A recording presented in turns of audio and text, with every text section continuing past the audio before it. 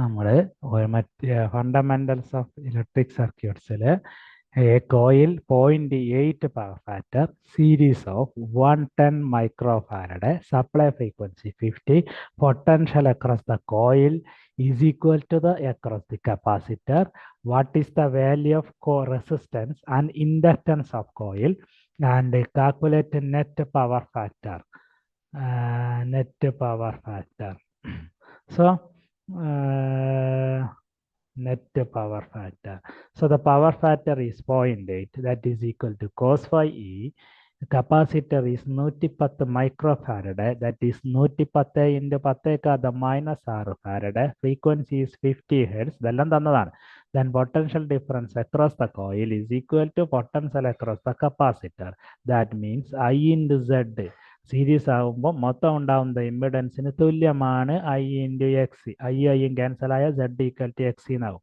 എക്സി കണ്ടുപിടിക്കാൻ 1/2π(f(c) 1/3.14 into 50 into 110 into 10⁻⁻6, that is 28.92 ഓം ആണ്. അത് തന്നെയാണല്ലോ ഇമ്പിഡൻസിന് തുല്യം. നേരത്തെ പറഞ്ഞു കഴിഞ്ഞു. അത് ഈക്വൽ ആയതുകൊണ്ട് potential difference across the coil equal ആണ്, കറണ്ട് ഈക്വൽ ആണ്, അതുകൊണ്ടാണ്.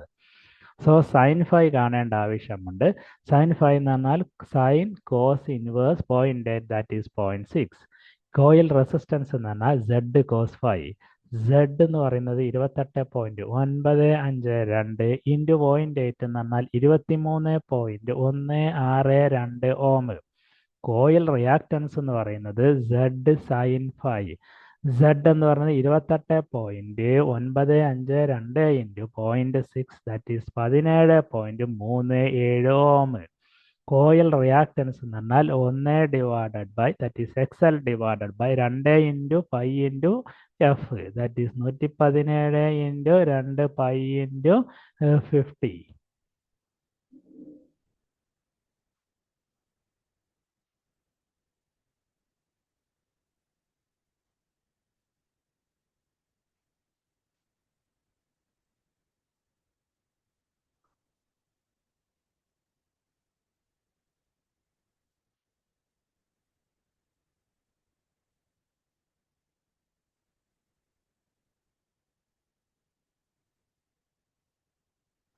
2 pi into 50, that is 17.37 divided by 2 ഗുണം 3.14 ഇൻറ്റു 50 എന്ന് പറഞ്ഞാൽ 55.32 മില്ലി ഹെൻറി.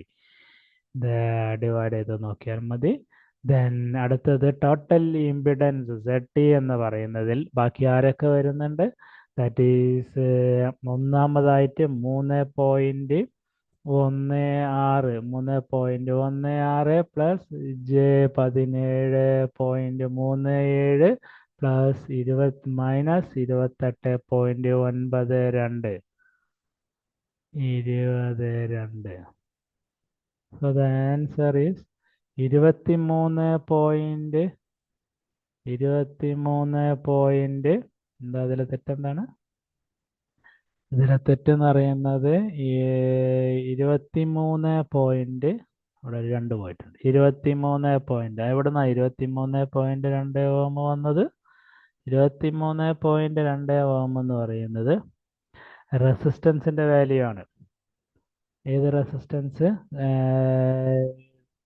ഏത് റെസിസ്റ്റൻസ് ആണത്?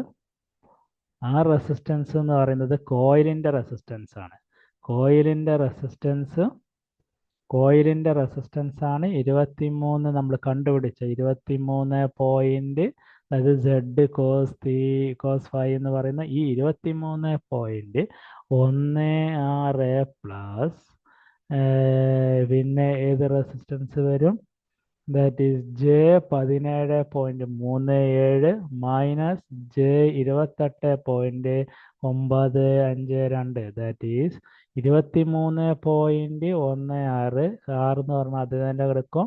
രണ്ട് റിയാക്ടൻസും തമ്മിൽ കുറച്ചാൽ, അത് ഇൻഡക്റ്റൻസും കപ്പാസിറ്റൻസും തമ്മിൽ കുറച്ചാൽ ബാക്കി വരുന്ന 11.58, that is √R² plus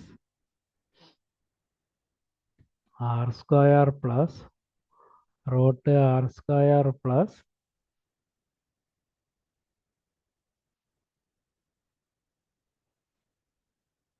root R square plus X square. R എന്ന് പറയുന്നത് ഏതാണ്?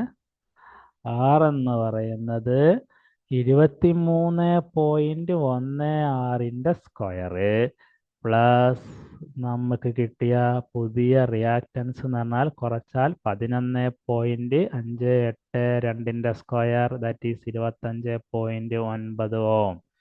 നെറ്റ് പവർ ഫാക്ടർ എന്ന് പറഞ്ഞാൽ R/Z. R/Z എന്ന് പറയുന്നത് 23.162 ഡിവൈഡ് ബൈ 25.9 എന്ന് പറഞ്ഞാൽ 0.8943. ഇതിലാരാണ് കൂടുതലുള്ള വാല്യൂ? 28.952 എന്ന് പറയുന്ന കപ്പാസിറ്റീവ് റിയാക്ടൻസ് ആണ് കൂടുതൽ compare to inductive reactance. That's why it marks as a leading power factor.